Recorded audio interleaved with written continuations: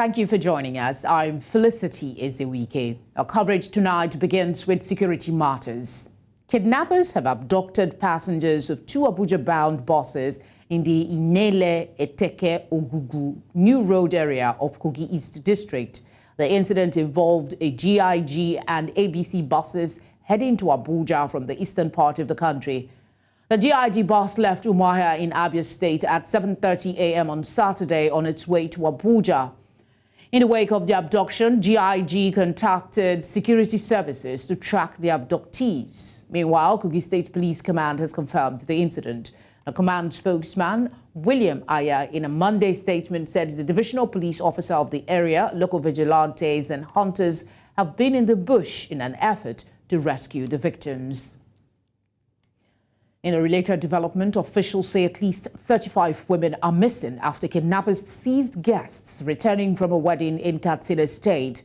Police spokesman Abubakar Aliyu said suspected armed bandits ambushed and kidnapped about 35 women returning from the wedding in the Sabuwa area. However, the state's Internal Security Commissioner, Nasiru Muaz, gave a higher figure, saying more than 50 people were seized on the way from Damari village after escorting the bride to the groom's home. He said officials visited the village and were told that 53 people were taken. In the meantime, the T129 ATAK helicopters and King Air 360I aircraft acquired recently by the federal government will be inducted into battle on Tuesday. The induction ceremony will be performed by President Bola Tinubu at the Nigerian Air Force Base, Makurdi, Benue State. The NAF took delivery of the first batch of two T129 ATAK helicopters from Turkey in November 2023. The T129 ATAK is a tandem-seat, twin-engine NATO-interoperable attack helicopter optimized for the attack, armed reconnaissance, precision strike, and deep strike missions day and night in all environments and regardless of weather conditions. NAF spokesperson Vice Marshall Edward Gabkwet disclosed this in a statement. To further discuss issues around insecurity, I'm joined by public affairs analyst Ahmed Musa Husseini. Thank you very much for giving us your time. Kidnapping and ransom payment have now become a routine in this country. What is the most effective way to nip the crime in the bud, in your view?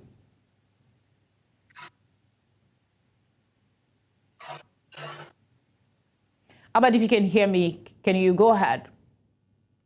Yeah, hello, can you hear me? Yes, I can. Did you get my question? Yeah, absolutely.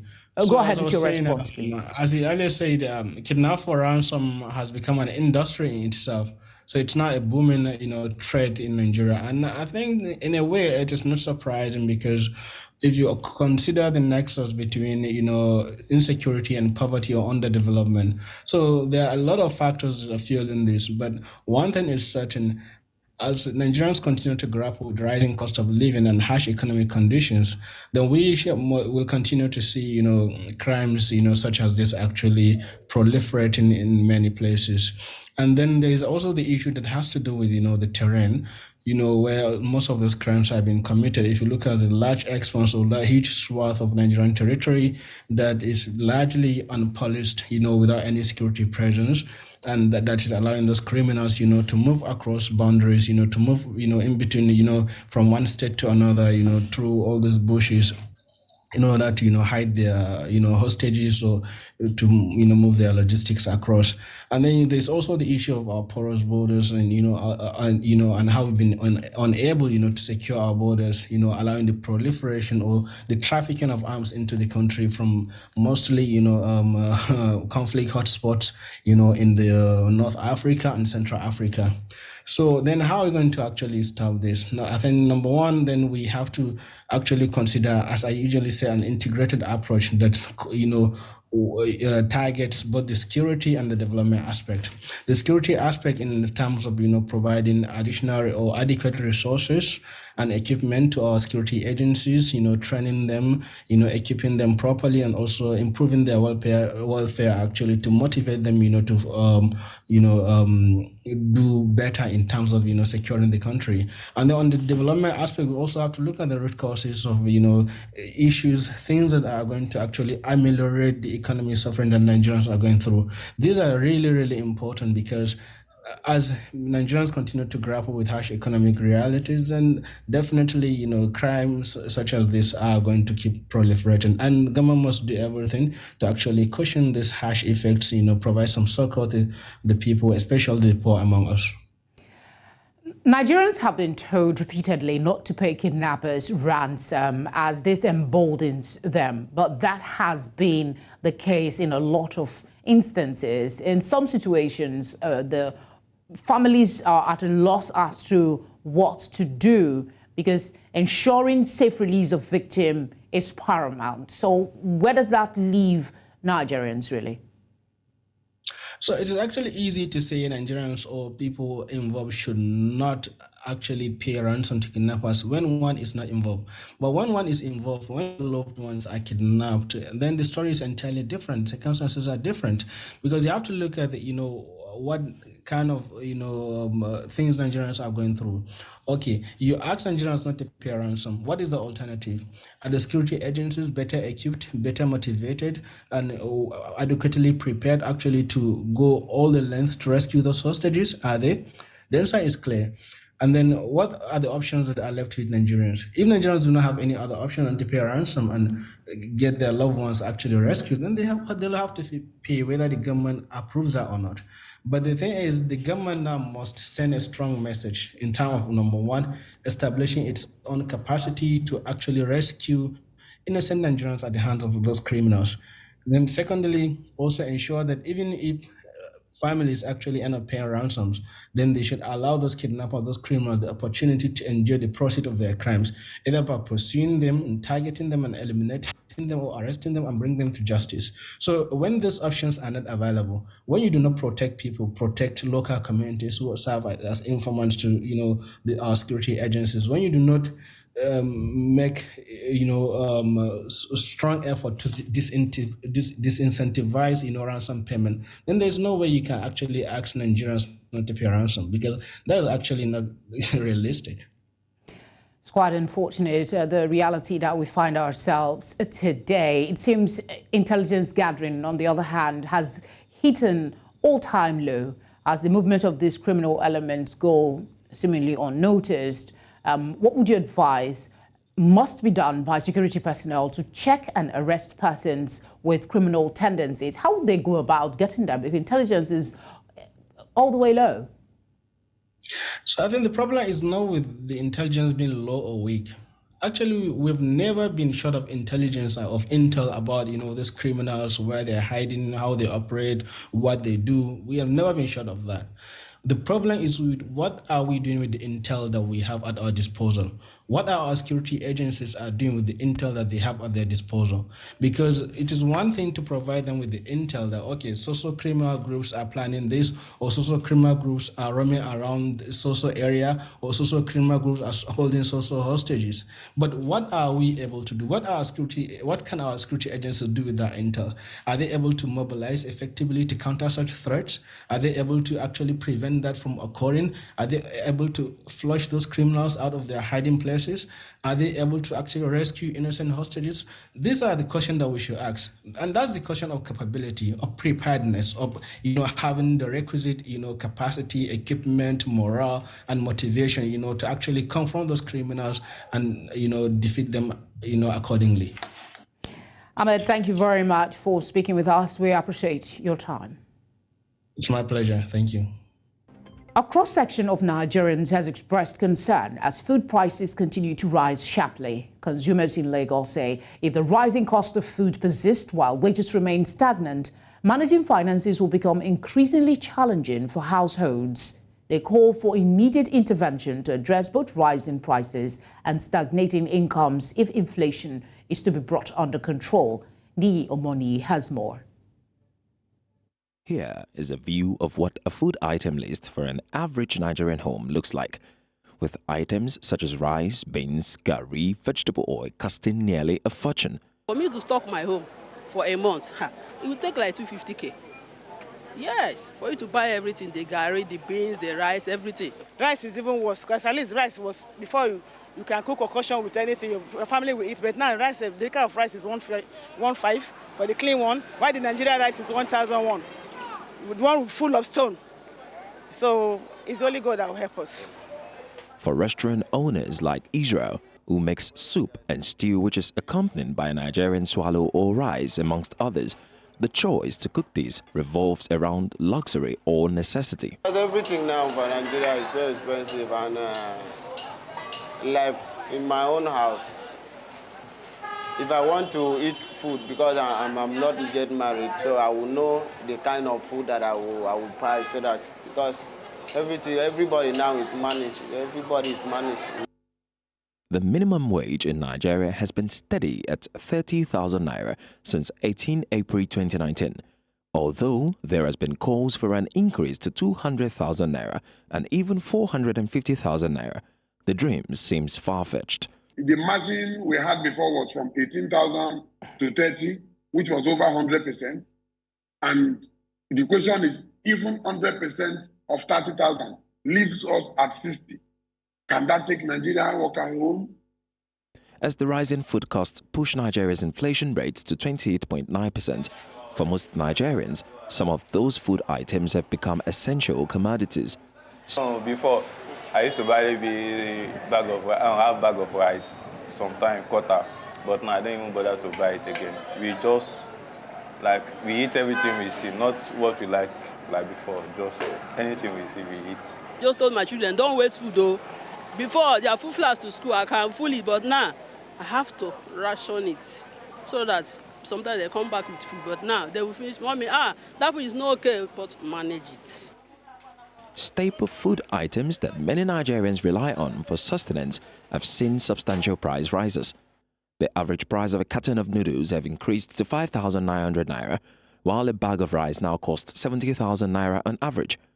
Plantains, a commonly consumed vegetable, are selling for 500 to 1,000 naira per 5 strands. The cost of a kilogram of Titus fish and chicken has risen to 3,000 naira and 3,500 naira respectively, with others like bread, yam and egg costing nearly an arm or leg. These rising prices outpace Nigeria's minimum wage, which has become insufficient to cover the basic needs of average person, giving additional living expenses such as transportation, healthcare and housing. Is it likely to get better, or should Nigerians brace up for the days ahead? While many hope that Nigerian government does something quickly about the situation, a general term, thank you, used for this kind of period is called the survival mode in Nigeria. In Lagos for News Central, need or money.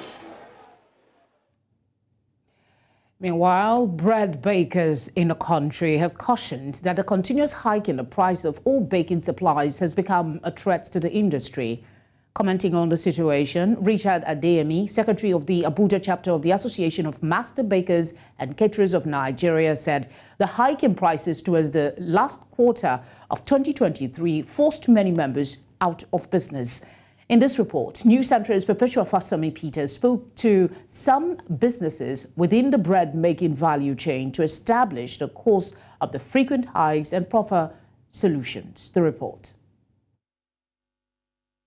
Bread is a staple food for many families in Nigeria. However, the continuous consumption of this staple food in many households is under threat, as many bread makers downed tools on Monday, February 5, in reaction to a recent hike in the price of essential ingredients like sugar, flour, butter, and yeast. Bags of sugar I got was 62, but presently, as at today, is about 74,000. That's 12,000 naira increase. And for flour, I got the last batch at 43,500. As at present, is about 50,000 naira per bag. So as at present, we are not actually working, because if you look at the range that at which the increase came in, it's not possible to actually continue business and have the same price going forward. we notice that immediately increment comes on dollar, they'll start to increase their price. So that's the reason why even today, as I'm telling you today, I've not sold out a flour because I noticed that they are not working. They didn't work. None of the bakery that works today. This price movement will undoubtedly have a domino effect on the value chain, from the millers down to the final bread consumer. If you look at the prices we are actually looking at, the commensurate increment will be about 50 naira, 100 naira. But for an average household, I increase in the bride of price for like 50 naira. Then somebody that is selling sausage increases for 50 naira. Somebody that is into anything in the flour business is always 50 naira there, 100 naira there. Before you know it, you're already talking about 1,000 naira for an household. The flour you see is not made in Nigeria. It's milled in Nigeria, but the wheat that is milled is imported. Nigeria, blessed with rich human and natural resources, still sources most of its inputs abroad, making it susceptible to external shocks. If we have invested in backward integration, we will be harvesting locally most of those things. And I hope that if we're intentional and lobby private sector to open the opportunities, and private sector leverages on the opportunities, we would be able to, have less dependence and demand for dollars. The reality is that this issue goes beyond just bread. It is about food security and the well-being of millions of Nigerians. This reality makes it imperative for the private sector to play a more prominent role, to invest in local production of key ingredients, foster collaboration between stakeholders, and explore alternative sources as a crucial step towards a sustainable future. In Lagos for News Central, I am Perpetua Fasami Peter. Let's also tell you that residents of Minna, the Niger State capital, protested the high cost of living in the country, blocking major roads within the metropolis. The protesters said the rising cost of food items and poor government effort at arresting the situation forced them to block major roads so that government will hear their cry. The Deputy Governor of Niger State, Yakubu Garba, while addressing the protesters, said the government is aware of the pain and hardship families are faced with at this time. To help us take a look at the economic crisis, it seems I'm joined now by the National Coordinator, Middle Belt Patriots, Zari Yusuf. Zari, good to have you on the news. Going by the country's economic woes, media lamentations, as you've just seen in the reports by my colleague, did you foresee this protest, particularly coming from Minna? Well, yes. Thank you so much. It's an honor being here. I must say to you, yes, I did expect something like this happening. Definitely not being surprised wherever it may be happening. Minna, for instance, or Niger State particularly, it's not. I wouldn't call it a surprise because it's a region that has. I think for Minna to basically have people coming out for this reason, the hike of food prices, it sends a dangerous message to other parts of the country because it's a state where a lot of them are agrarian. They are not so much dependent on government and all of that. But at this point, I would actually say it didn't come to me as a surprise, and it's just a symbol of or a sign of something very, very dangerous and pathetic. I was looking at the story and I felt like shedding tears. We're at a point where people are no longer complaining about paying school fees, are no longer complaining about house rent, are no longer complaining about bills. I mean, they're talking about daily bread, what to eat in the morning, what to eat in the afternoon, or what to eat in the night. And it's rather pathetic, really. So I think it's sorry, yeah. Finish your thoughts, please.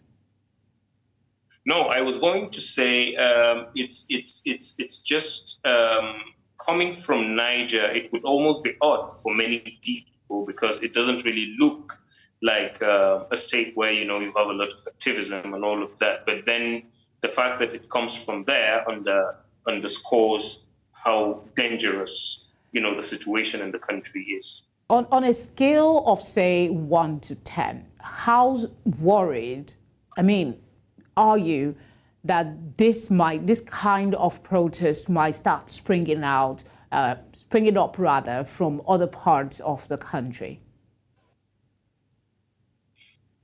Well, on a scale of 10, I would say 9.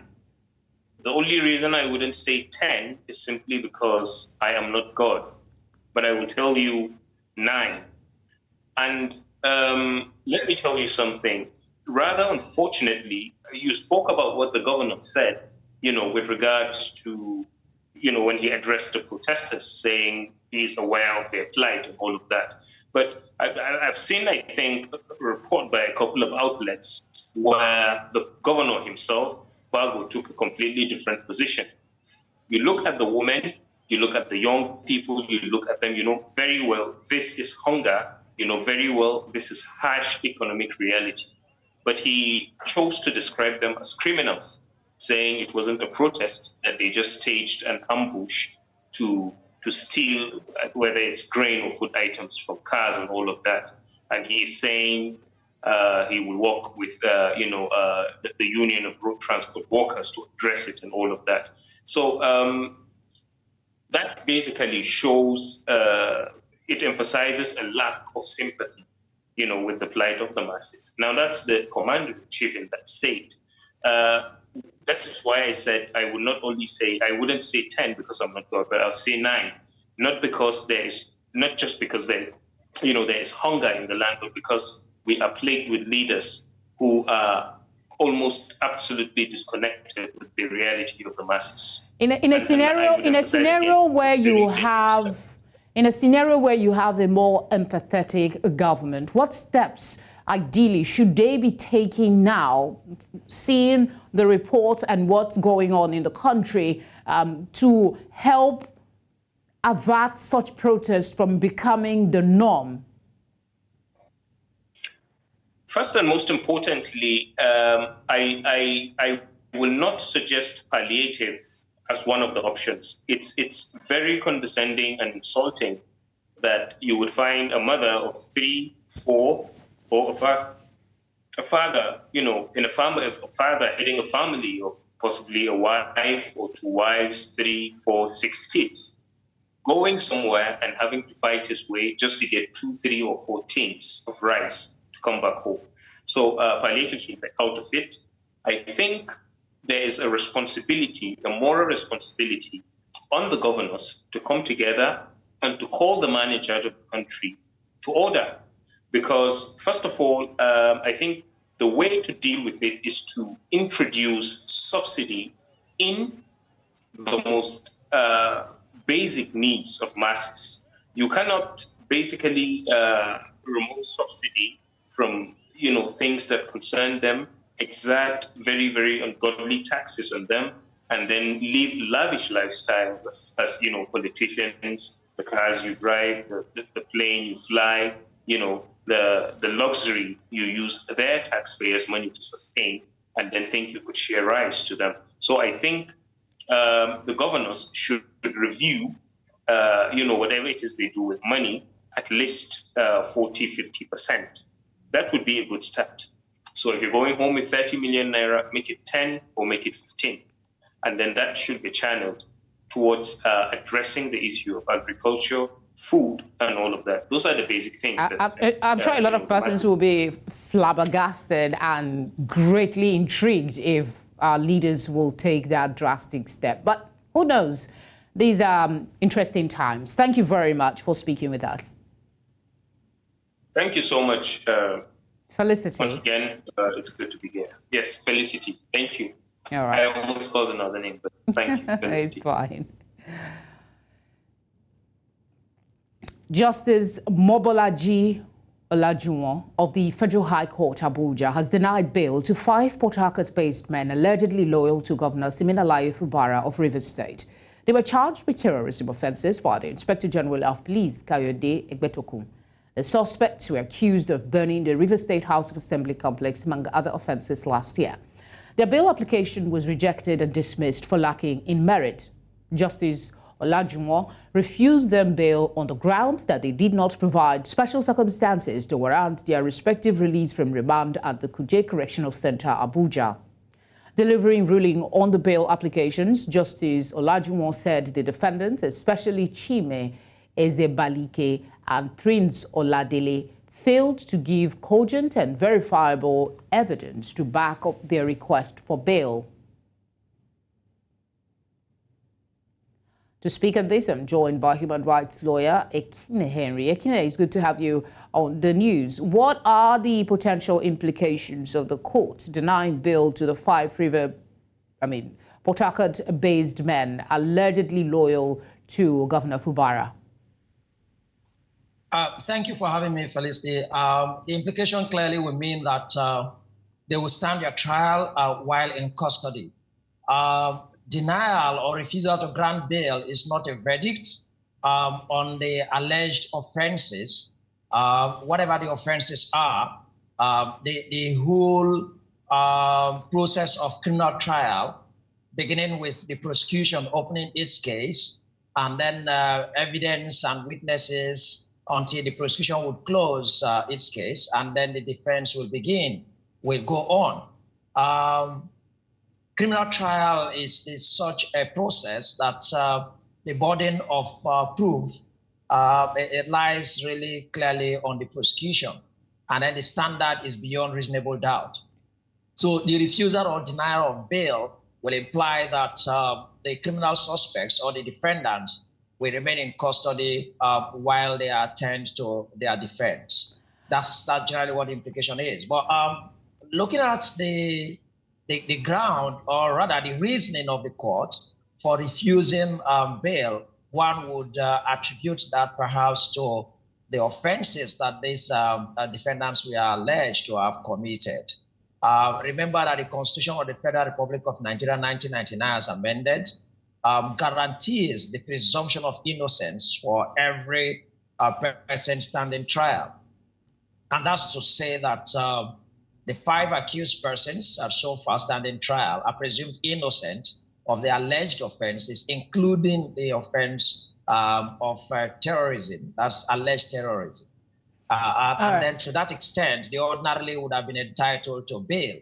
But bail, again, is on the discretion of the judge, even if it is guaranteed under our Constitution on the pursuit of liberty of any citizen. But again, that discretion will be exercised within the purview of the law. And then there are already decisions of court that will lay the foundation as to the grounds for the courts to consider for granting or refusing bail. So I think that's probably what has gone on. I do not have right before me the bail application and then what arguments they may have advanced before the court. Okay, I mean, not to preempt the court or drag out issues, but looking at the process that commenced late last year and where we are at with the case, what is there a possibility that this case will stretch on indefinitely, or do you expect, based on the pace at which they're going, an expeditious execution of justice? Well, premised on the Administration of Criminal Justice Act, one of the fundamental objectives of that act is to expedite criminal proceedings or trials in court. To the extent that adjournments shouldn't also necessarily be elongated, and evidence also, as expected, that the proof of evidence should have come along with the information or whatever means of commencement rather of criminal trial in that part of the country. So I think that it's going to relatively be expeditious, not minding the connected issues as to the political undertone, whatever that may be. But there's a criminal allegation, And then the prosecution is expected, like I said earlier, to open its case and then present whatever evidence and the witnesses they have before the court for evaluation. Then the defense will open their court. But of course, considering the number of defendants here, the criminal process will be that every single witness that the prosecution will call to give evidence will be heard and cross-examined by each of the defendants if they all elect to have... Basically, this is going to be a while. I'm just going to interrupt you and say this is going to be a while. So is there a possibility, from all you've seen in the politics of the state, the likelihood that there will be a withdrawal from the court and maybe a political compromise, a political solution, if there is a political undertone as being alluded to? I can't predict that. I wouldn't be able to speak whether there will be any political solution. But again, I shouldn't even expect that objectively here. And that's not to say that it's a verdict on the defendants. It's a criminal allegation. It remains an allegation. And then, like I said, the Constitution presumes them innocent, but they will have to go through a trial. There's one fundamental thing about the rule of law, that nobody is above the law. So if the police or the prosecuting authority feels that there is some connection between the alleged arson or any ingredient of terrorism in all of the activities that took place in Rivers State, and then connecting these individuals, it's only the prosecution that will indeed prove this before the court and prove indeed that these individuals are no other person. That's one of the requirements of criminal trial. That indeed, that yes, an offense may have been committed, but who committed the offense? Is it actually these individuals, or these individuals and some others, or these individuals and no other person? So these are general issues of law when it comes to criminal trial. But what's fundamental here is that the process of law is such that a criminal trial has a reasonably, if you like, sequence that must be followed and observed. And then every defendant must be heard, especially, like I said, if they have each of them represented by a different counsel, then they would have rights to cross-examine all of the prosecution witnesses, including their own co-defendants. Akin, I'm very sure expand the process. I'm very sure we've not had the last of this conversation. We will be with you again. We'll be calling on you again shortly. Thank you for speaking with us as always. Thank you very much, Felicity. It's my pleasure to join you this evening again.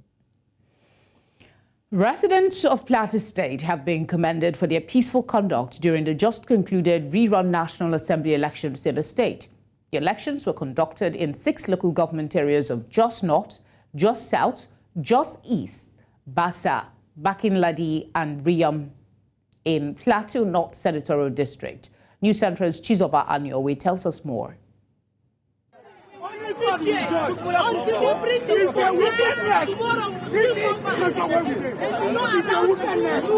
The 2024 rerun elections in Plateau State and some other states in the country may have come and gone, but the aftermath is what matters to observers. One of them is the suspension of the INEC electoral officer for Jos North local government area in connection with the missing ballot papers for the Federal House of Representatives in Tudunwada Kabon wards. We appreciate the action of the resident electoral commissioner in the state for swift action about the investigation of electoral officer. We do not just seek investigation, but we request that arrest and prosecution should be meted on the officer to serve as deterrent for people who would always take advantage of a system that has been established to serve every Nigerian and to avoid any problem.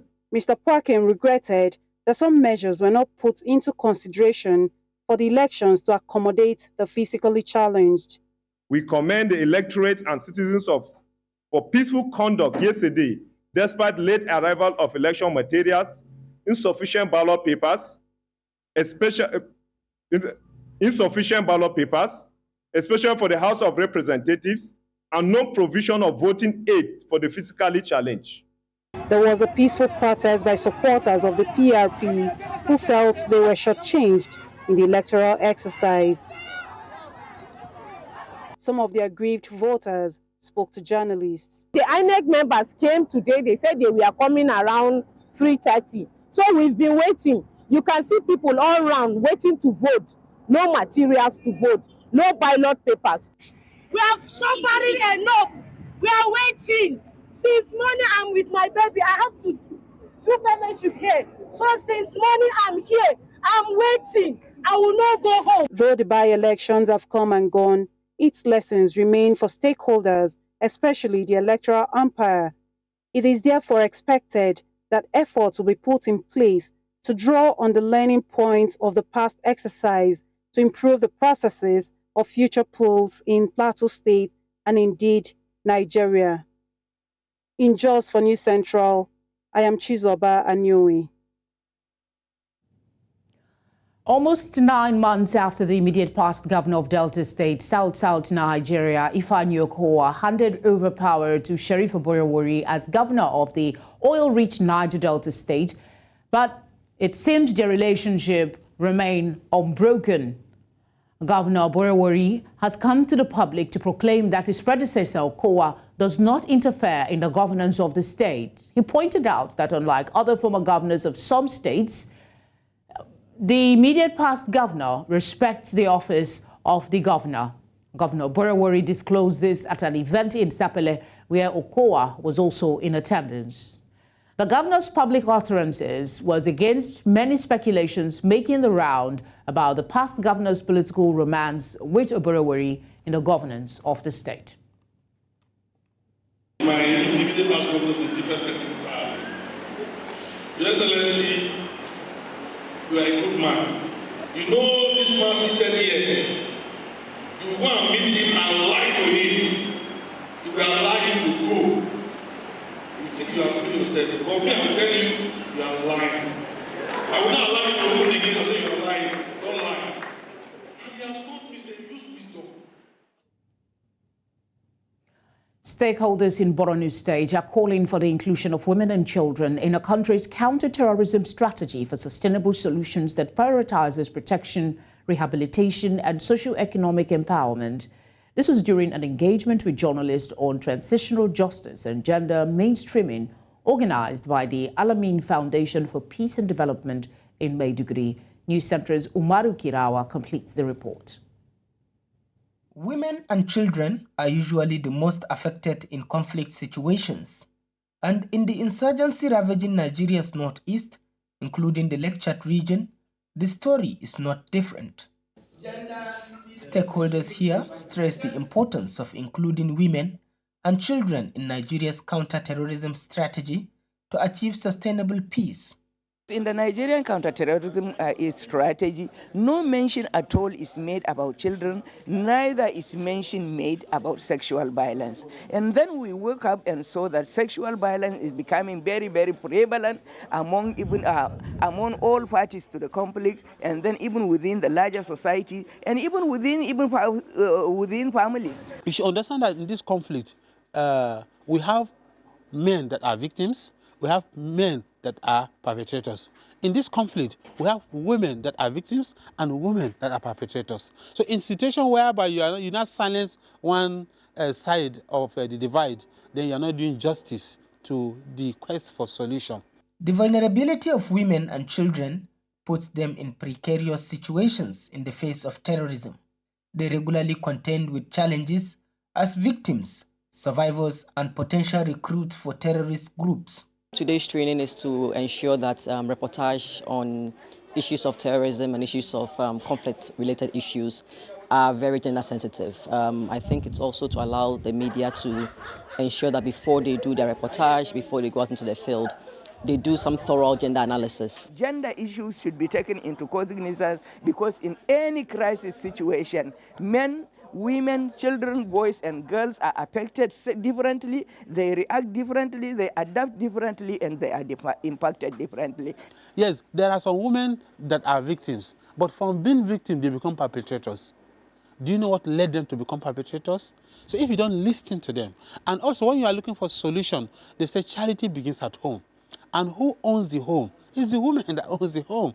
In the face of the realities of the impact of conflict and terrorism, gender-sensitive approaches and policies that address the specific vulnerabilities and needs of women and children affected by terrorism are said to be critical in any peace-building effort. In Maiduguri for News Central, Umaru Kirawa.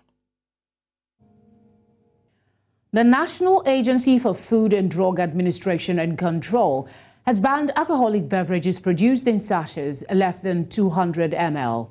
The agency said the 5-year window given to the manufacturers of the products to stop producing the drinks in sachets and PET bottles, which began in 2018, elapsed on January 31, 2024. She said enforcement of the ban commenced on February 1, 2024. The Director General of NAFDAC, Professor Mudishola Adeyeye, while addressing the media over the development in Abuja on Monday, said the ban was not a sudden development, but the result of a multilateral committee that agreed that the ban would be in phases, whereby production will be reduced by 50% by 2020, while outright ban would be on January 31, 2024. The Chinese community in Nigeria, in its resolve to maintain its culture and tradition with the Nigerian neighbors and friends, celebrates the 2024 Year of the Dragon. The colorful occasion, also known as the Spring Festival, which falls on February 10, is the first of several events outlined to commemorate the day. Bettina Uweli reports. The first attraction was the Dragon Dance, a traditional Chinese dance performed to ward off evil spirits and bring good luck. The long sinuous dragon twisted and turned through the audience, mesmerizing onlookers with its graceful movements.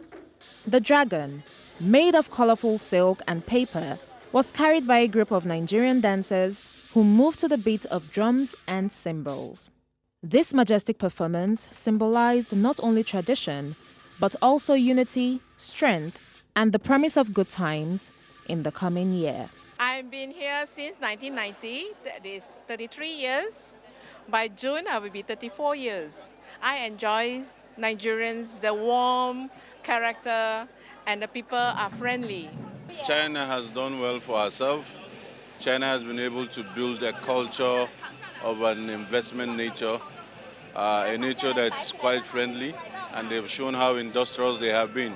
I think for Nigerians, we need to do a little copying from what they are doing. Part of that is why I'm here, to see in the area of business what we can be able to partner, what benefits can I take to my state in terms of trying to build agriculture, health, and whichever sector they can come in.